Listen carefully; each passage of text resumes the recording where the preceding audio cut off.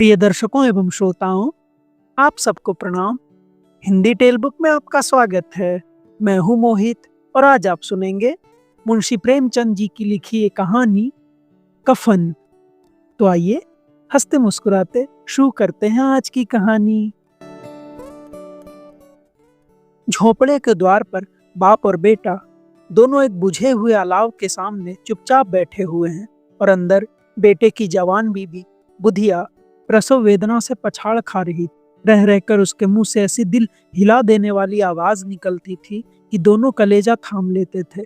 जाड़ों की रात थी, प्रकृति सन्नाटे में डूबी हुई, सारा गांव अंधकार में लय हो गया था। घीसू ने कहा, मालूम होता है बचेगी नहीं, सारा दिन दौड़ते हो गया, जा देख तो आ। माधव चिढ़कर बोला, मरना ही है तो जल्दी मर क्यों नहीं जाती, देख कर क्या करूं। तू बड़ा बेदर्द है बे, साल भर जिसके साथ सुख चैन से रहा उसी के साथ इतनी बेवफाई। तो मुझसे उसका तो अपना और हाथ पांव पटकना नहीं देखा जाता। चमारों का कुनबा था और सारे गांव में बदनाम। घीसू एक दिन काम करता तो 3 दिन आराम।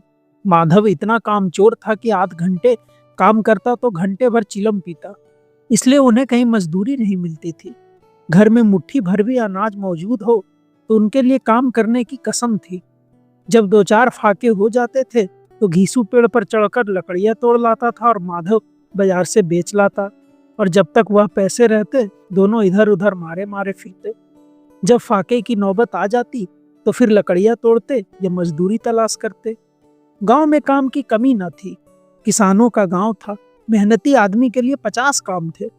मगर इन दोनों को लोग उसी वक्त बुलाते जब 2 आदमियों से एक का काम पाकर भी संतोष कर लेने के सिवा और कोई चारा न होता। अगर दोनों साधु होते तो उन्हें संतोष और धैर्य के लिए संयम और नियम की बिल्कुल जरूरत न होती। यह तो इनकी प्रकृति थी। विचित्र जीवन था इनका। घर में मिट्टी के 2-4 बर्तनों के सिवा कोई संपत्ति नहीं। फटे चीथड़ों से अपनी नग्नता को ढाके हुए जिए जाते थे।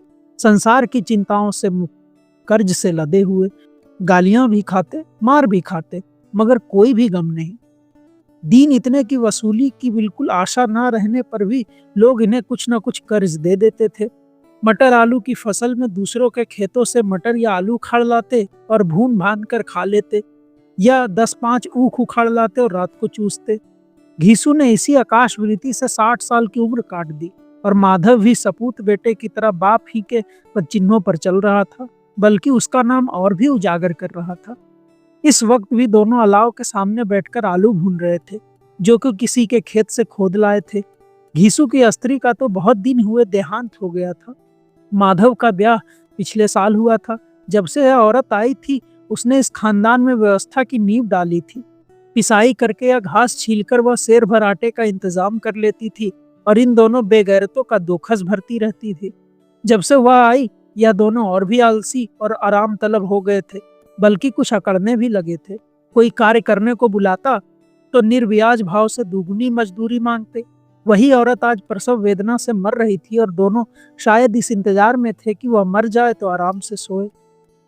घीसू ने आलू निकालकर छीलते हुए कहा, जाकर देख तो क्या दशा है उसकी, चुड़ैल की फिसाद होगी और क्या, यहाँ तो ओझा भी 1 रुपया मांगता है। माधव को भय था कि वह कोठरी में गया तो घीसू आलूओं का बड़ा भाग साफ कर देगा। बोला, मुझे वहां जाते डर लगता है। डर किस बात का है, मैं तो यहाँ हूं ही। तो तुम ही जाकर देखो ना। मेरी औरत जब मरी थी तो मैं 3 दिन तक उसके पास से हिला तक नहीं, और फिर मुझसे लजाएगी कि नहीं। जिसका कभी मुंह नहीं देखा आज उसका उगला हुआ बदन देखूं, उसे तन की सुध भी तो ना होगी। मुझे देख लेगी तो खुलकर हाथ पांव भी ना पटक सकेगी। मैं सोचता हूँ कोई बाल बच्चा हो गया तो क्या होगा। सोंठ गुड़ तेल कुछ भी तो नहीं है घर में।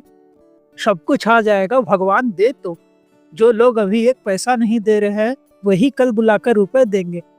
मेरे 9 लड़के हुए, घर में कभी कुछ न था, मगर भगवान ने किसी न किसी तरह बेड़ा पार ही लगाया। जिस समाज में रात दिन मेहनत करने वालों की हालत उनकी हालत से कुछ बहुत अच्छी ना थी, और किसानों के मुकाबले वे लोग जो किसानों की दुर्बलताओं से लाभ उठाना जानते थे कहीं ज्यादा संपन्न थे, वहां इस तरह की मनोवृत्ति का पैदा हो जाना कोई अचरज की बात ना थी। हम तो कहेंगे घीसू किसानों से कहीं ज्यादा विचारवान था और किसानों के विचार शून्य समूह में शामिल होने के बदले बैठकबाजों की कुत्सित मंडली में जा मिला था। हाँ, उसमें यह शक्ति ना थी कि बैठकबाजों के नियम और नीति का पालन करता, इसलिए जहां उसकी मंडली के और लोग गांव के सरगना या मुखिया बने हुए थे, उस पर सारा गांव उंगली उठाता था। फिर भी उसे यह तस्कीन तो थी ही कि अगर वह फटेहाल है तो कम से कम उसे किसानों की सी जी तोड़ मेहनत तो नहीं करनी पड़ती, और उसकी सरलता और निरीहता से दूसरे लोग बेजा फायदा तो नहीं उठाते। दोनों आलू निकाल निकाल कर जलते जलते खाने लगे। कल से कुछ नहीं खाया था, इतना सब्र ना था कि उन्हें ठंडा हो जाने दे। कई बार दोनों की जवानें जल गई। छिल जाने पर आलू का बाहरी हिस्सा तो बहुत ज्यादा गर्म ना मालूम होता, लेकिन दांतों के तले पड़ते ही अंदर का हिस्सा जवान और हलक और तालू को जला देता था, और उस अंगारे को मुंह में रखने से ज्यादा खैरियत इसी में थी कि वह अंदर पहुंच जाए।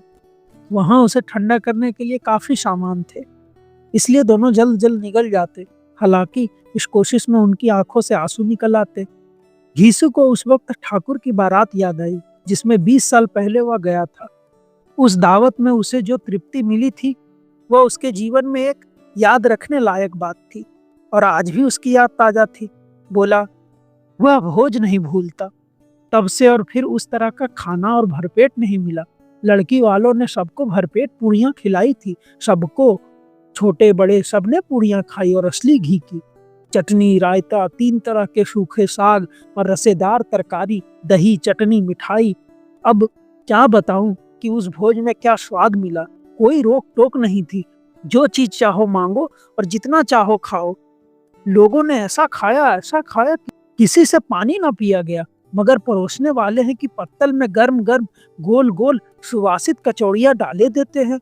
मना करते हैं कि नहीं चाहिए, पत्तल पर हाथ से रोके हुए हैं, मगर वह है कि दिए जाते हैं। और जब सबने मुंह धो लिया तो पान इलायची भी मिली, मगर मुझे पान लेने की कहाँ सुध थी, खड़ा न हुआ जाता था।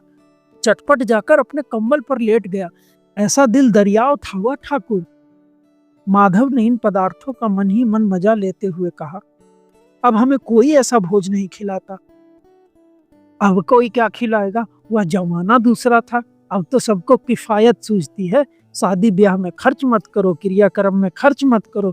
पूछो, गरीबों का माल बटोर बटोर कर कहाँ रखोगे? बटोरने में तो कमी नहीं है, हाँ खर्च में किफायत सूझती है। तुमने एक 20 पूड़ियां खाई होंगी। 20 से ज्यादा खाई थी। मैं 50 खा जाता। 50 से कम मैंने भी ना खाई होंगी। अच्छा पट्टा था, तू तो मेरा आधा भी नहीं है। आलू खाकर दोनों ने पानी पिया और वहीं अलाव के सामने अपनी धोतियां ओढ़कर पांव पेट में डाले सो रहे, जैसे 2 बड़े बड़े अजगर गेडुलियां मारे पड़े हों। और बुधिया अभी तक कराह रही थी। सवेरे माधव ने कोठरी में जाकर देखा तो उसकी स्त्री ठंडी हो गई थी। उसके मुंह पर मक्खियां भिनक रही थी, पथराई हुई आंखें ऊपर टंगी हुई थी, सारी देह धूल से लथपथ हो रही थी। उसके पेट में बच्चा मर गया था। माधव भागा हुआ घीसू के पास आया, फिर दोनों जोर जोर से हाय हाय करने और छाती पीटने लगे। पड़ोस वालों ने यह रोना धोना सुना तो दौड़े हुए आए और पुरानी मर्यादा के अनुसार इन अभागों को समझाने लगे, मगर ज्यादा रोने पीटने का अवसर न था। कफन और लकड़ी की फिक्र करनी थी। घर में तो पैसा इस तरह गायब था जैसे चील के घोंसले में मांस। बाप बेटे रोते हुए गांव के जमींदार के पास गए। वह इन दोनों की सूरत से नफरत करते थे। कई बार इन्हें वह अपने हाथों से पीट चुके थे, चोरी करने के लिए, वादे पर काम पर ना आने के लिए। पूछा, क्या है बे घुसुआ, रोता क्यों है? अब तो तू कहीं दिखाई भी नहीं देता, मालूम होता है इस गांव में रहना नहीं चाहता। घीसू ने जमीन पर सिर रखकर आंखों में आंसू भरते हुए कहा, सरकार, बड़ी विपत्ति में हूँ। माधव की घरवाली रात को गुजर गई। रात भर तड़पती रही सरकार। हम दोनों उसके सिरहाने बैठे रहे। दवा दारू जो कुछ हो सका सब कुछ किया, मुदा वह हमें दगा दे गई। अब कोई एक रोटी देने वाला भी ना रहा मालिक। तबाह हो गए, घर उजड़ गया। आपका गुलाम हूँ, अब आपके सिवा कौन उसकी मिट्टी पार लगाएगा? हमारे हाथ में तो जो कुछ था सब तो दवा दारू में उठ गया। सरकार ही की दया होगी तो उसकी मिट्टी उठेगी। आपके सिवा किसके द्वार पर जाऊं? जमींदार साहब दयालु थे। मगर घीसू पर दया करना काले कंबल पर रंग चढ़ाना था। जी में तो आया कह दे, चल दूर हो यहाँ से। यो तो बुलाने से भी नहीं आता, और आज जब गरज पड़ी है तो आकर खुशामद कर रहा है, हरामखोर कहीं का बदमाश। लेकिन यह क्रोध या दंड का अवसर न था। जी में कुड़ते हुए 2 रुपए निकालकर फेंक दिए, मगर सांत्वना का एक शब्द भी मुंह से ना निकाला। उसकी तरफ ताका तक नहीं, जैसे सिर का बोझ उतारा हो। जब जमींदार साहब ने 2 रुपए दिए तो गांव के बनिए महाजनों को इनकार का साहस कैसे होता। घीसू जमींदार के नाम का ढिंडोरा भी पीटना जानता था। किसी ने 2 आने दिए, किसी ने 4 आने। 1 घंटे में घीसू के पास 5 रुपए की अच्छी रकम जमा हो गई। कहीं से नाज मिल गया, कहीं से लकड़ी, और दोपहर को घीसू और माधव बाजार से कफन लाने चले। इधर लोग बांस वास काटने लगे। गांव की नर्म दिल स्त्रियां आ आकर लाश को देखती थी और उसकी बेकशी पर 2 बूंद आंसू गिराकर चली जाती थी। बाजार में पहुंचकर घीसू बोला, लकड़ी तो उसे जलाने भर को मिल गई है, क्यों माधव? माधव बोला, हाँ लकड़ी तो बहुत है, अब कफन चाहिए। तो चलो कोई हल्का सा कफन ले ले। हाँ और क्या, लाश उठते उठते रात हो जाएगी, रात को कफन कौन देखता है। कैसा बुरा रिवाज है कि जिसे जीते जी तन ढाकने को चीथड़ा भी ना मिले, उसे मरने पर नया कफन चाहिए। कफन लाश के साथ जल ही तो जाता है, और क्या रखा रहता है। यही 5 रुपए पहले मिल जाते तो कुछ दवा दारू कर लेते। दोनों एक दूसरे के मन की बात ताड़ रहे थे। बाजार में इधर उधर घूमते रहे। कभी इस बजाज की दुकान पर गए, कभी उसकी दुकान पर। तरह तरह के कपड़े, रेशमी और सूती देखे, मगर कुछ जचा नहीं। यहाँ तक कि शाम हो गई। तब दोनों ना जाने किस दैवी प्रेरणा से एक मधुशाला के सामने आ पहुंचे और जैसे किसी पूर्व निश्चित व्यवस्था से अंदर चले गए। वहां जरा देर तक दोनों असमंजस में खड़े रहे। फिर घुसू ने गद्दी के सामने जाकर कहा, शाहू जी, एक बोतल हमें भी देना। इसके बाद कुछ चिखौना आया, तली हुई मछलियां आई, और दोनों बरामदे में बैठकर शांति पूर्वक पीने लगे। कई कुज्जियां ताबड़तोड़ पीने के बाद दोनों सरूर में आ गए। घीसू बोला, कफन लगाने से क्या मिलता, आखिर जल ही तो जाता, कुछ बहू के साथ तो ना जाता। माधव आसमान की तरफ देखकर बोला, मानो देवताओं को अपनी निष्पापता का साक्षी बना रहा हो। दुनिया का दस्तूर है, नहीं लोग बाभनों को हजारों रुपए क्यों दे देते, कौन देखता है परलोक में मिलता है या नहीं। बड़े आदमियों के पास धन है, फूके, हमारे पास फूकने को क्या है। लेकिन लोगों को जवाब क्या दोगे, लोग पूछेंगे नहीं कफन कहाँ है। घीसू हंसा अबे कह देंगे कि रुपए कमर से खिसक गए, बहुत ढूंढा मिले नहीं। लोगों को विश्वास तो ना आएगा, लेकिन फिर वही रुपए देंगे। माधव भी हंसा, इस अनपेक्षित सौभाग्य पर बोला, बड़ी अच्छी थी बेचारी, मरी भी तो खूब खिला पिलाकर। आधी बोतल से ज्यादा उड़ गई।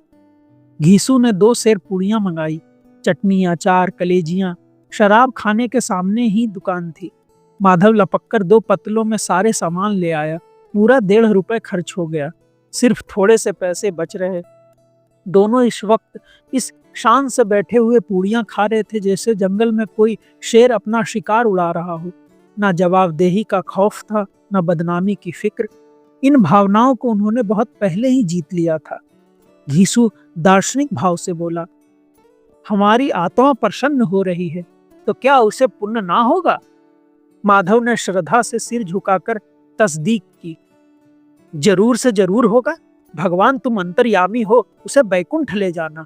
हम दोनों हृदय से उसे आशीर्वाद दे रहे हैं। आज जो भोजन मिला वह कभी उम्र भर ना मिला था।